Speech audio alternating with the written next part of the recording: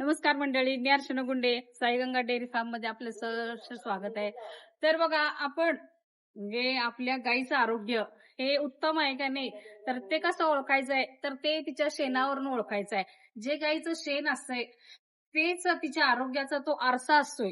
तो शेण आपल्या तिच्या गाईचं ती दाखवत असते तिचं आरोग्य कसं आहे, उत्तम आहे की नाही. तर त्याच्यावरूनच आपल्याला या व्हिडिओमध्ये पूर्ण माहिती घ्यायची आहे. शेणावरून आपल्या गाईचं आरोग्य कसं ओळखायचं आणि डॉक्टर येण्यापूर्वीच तुम्हाला पण समजेल गाईच्या शेणावरून की तिला कोणता आजार झालाय किंवा आपल्या गाईला काय कमी पडतंय ते. तर ते चला बघू आपण.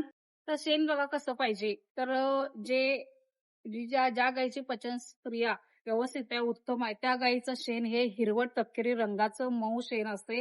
म्हणजे गाय ज्यावेळेला शेण टाकते त्यावेळेला असं थरावर थर, असं गोल असा आकाराचा थरावर थर पडतोय, लेयर तयार होतात. तसं शेण असते. त्यानुसार त्या गाईचं आरोग्य हे उत्तम आहे हे लक्षात येते. जर गाईचं शेण पातळ येत असेल तर तिची पचनसंस्था बिघडलेली आहे. त्या पचनसंस्थेवर परिणाम झालेला आहे. तिचं रवण व्यवस्थित झालं नाही, त्याच्यामुळे शेण पातळ येते.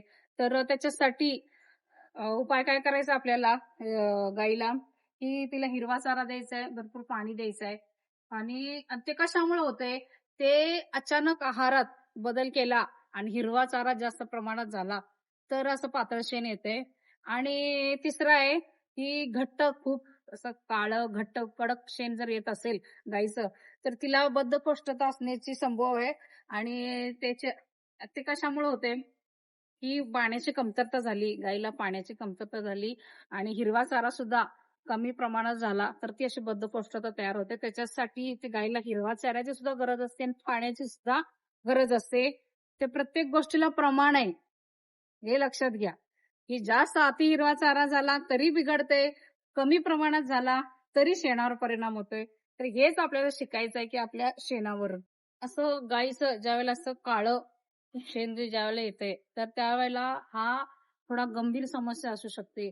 कारण की त्यावेळेला तिला इंटरनल ज्यावेळेला गाईच्या पोटात काही अंतस्राव किंवा रक्तस्राव जर झाला असेल, तर त्यावेळेला असं काळं शेण तयार होतंय. त्यावेळेला तुम्ही डॉक्टरांचा सल्ला हे घ्यायचाच आहे. जे आपण जो खाद्य दिलेलं असतंय, चारा दिलेला असतंय, जे दाणे आता मुरघास असेल, तर त्याचे आहे असे दाणे शेणात दिसतात.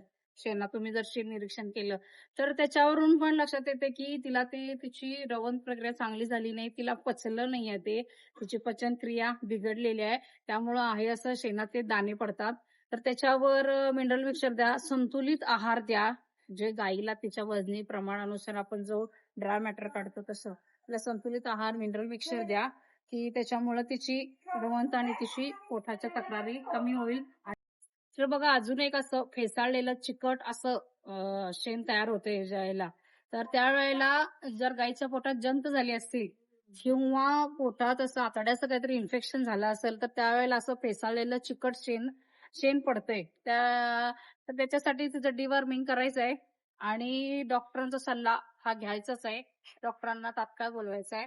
पण मग साधारण आपल्याला आपल्या गोठात एक लक्षात येईल, की आपल्या गाईचं व्यवस्थित तिचं आरोग्य चालू आहे का नाही, तिची पचनक्रिया, तिचं रवंथ, तिचं आरोग्य हे आपल्या शेणावरून साधारण रोजच्या लक्ष देण्यावर आपल्याला कळून येईल.